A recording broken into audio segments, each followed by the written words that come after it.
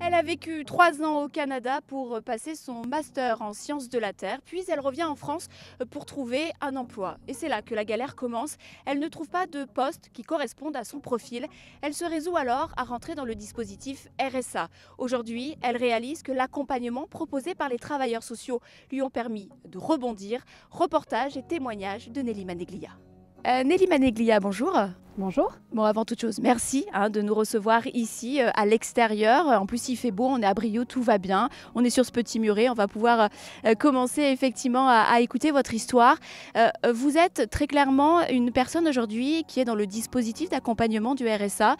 L'idée avec ce témoignage, c'est que vous puissiez nous raconter un peu votre parcours de vie qui est assez quand même particulier, puisque avant toute chose, il faut savoir que vous avez fait vos études au Canada. Voilà, j'ai passé 3 ans au Canada pour faire ma maîtrise en recherche et en même temps je travaillais pour les compagnies minières. Après cette maîtrise, j'ai souhaité rentrer en France et malheureusement les dispositifs France-Québec ne sont pas aussi en accord. Donc je suis arrivée sans rien en France. Donc effectivement l'idée c'était de revenir en France pour trouver un travail. Donc vous tentez, vous postez des CV, des lettres de motivation et là en retour on vous dit mais finalement ici en Haute-Loire on n'a pas ce type de poste. Comment vous vous sentez? Ça cogite, c'est difficile de vivre ça puisqu'on a une expérience qui est assez pointue et reconnue dans un autre pays. Et arrivé ici, j'ai voulu vraiment m'installer en Haute-Loire.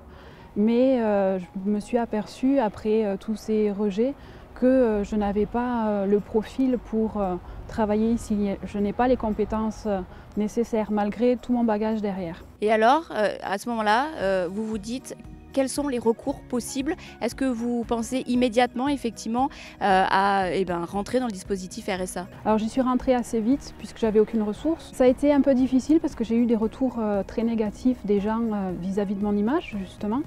Que le bénéficiaire du RSA, c'est pour eux des personnes qui ne peuvent rien faire, qui sont incapables, alors que toute mon historique prouve que je suis capable de faire plein de choses. Donc ça a été difficile de me battre un peu contre ces personnes qui sont des fois des personnes proches dans la famille. Mais au fur et à mesure, ils se sont aperçus qu'en fait c'était différent, c'était pas ça. Le bénéficiaire du RSA, c'est une personne comme une autre qui a des compétences et des potentiels qu'on peut mettre en place, quoi. Qu'on peut mettre en place. Et effectivement, être bénéficiaire du RSA, toucher une allocation, c'est une chose, mais en appui, il y a tout cet accompagnement que peuvent vous proposer des travailleurs sociaux qui travaillent au sein du département avec des partenaires. Et ça, pour vous, ça a été très clairement salvateur. Ah, clairement, vraiment, c'est grâce à ça où j'en suis maintenant à mon projet professionnel, où ça aboutit.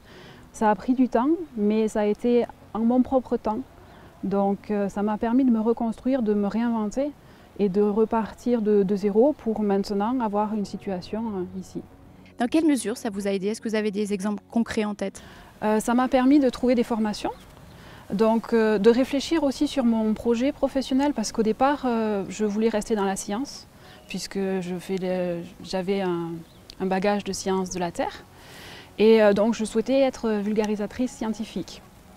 Mais malheureusement, pareil en Haute-Loire, c'est pas vraiment développé. Donc, tout en cherchant de ce côté-là, je me suis aperçue qu'il me fallait un site internet. Et tout le parcours a fait que, pour gérer un site internet, j'ai fait une petite formation. Et ensuite, je me suis aperçue que le numérique, c'était ma branche, c'était ce que je voulais faire. Donc, j'ai pu développer mon projet professionnel par rapport à ça. J'ai monté mon entreprise il n'y a pas très longtemps dans la création numérique participative. Finalement, c'est un vrai support, cet accompagnement. C'est-à-dire que l'idée n'est pas de faire à la place d'eux, mais avec vous. Oui, c'est un support avec nous. C'est des personnes qui sont là pour nous conseiller, pour nous orienter. Elles ne sont pas là pour faire le travail à notre place. Elles sont là pour nous aider à nous développer.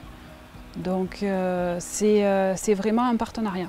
Très clairement, sans elle, sans cet accompagnement, vous pensez que vous n'en seriez pas là aujourd'hui? Clairement, j'en serais encore en train de galérer, excusez-moi, mais je serais en train de galérer. Ce sera ma dernière question, Nelly. Pour toutes les personnes qui, justement, ont une idée peut-être fausse, des clichés par rapport à ce monde de l'insertion, quel est le discours que vous aimeriez tenir? Quel est le message que vous aimeriez faire passer? Le RSA, les bénéficiaires du RSA, ce sont des personnes comme vous, comme moi. Il n'y a pas de profil type, il faut casser cette image. C'est pas vrai que ce sont des personnes incapables, ce sont des personnes avec un énorme potentiel. Il faut juste croire en nous et se donner une chance. Voilà. Bon, ce sera le mot de la fin. Je vous remercie, Nelly Maneglia, d'avoir pris le temps de répondre et de nous livrer quelques clés de votre parcours de vie. Merci à vous. Merci. Nous arrivons au terme de notre série de reportages consacrés aux acteurs de l'insertion. Si vous souhaitez revoir l'ensemble de ces vidéos, vous pouvez vous connecter sur le site internet du département ou bien sur nos réseaux sociaux. Alors n'hésitez pas à réagir, n'hésitez pas à partager. À très vite en terre algérienne.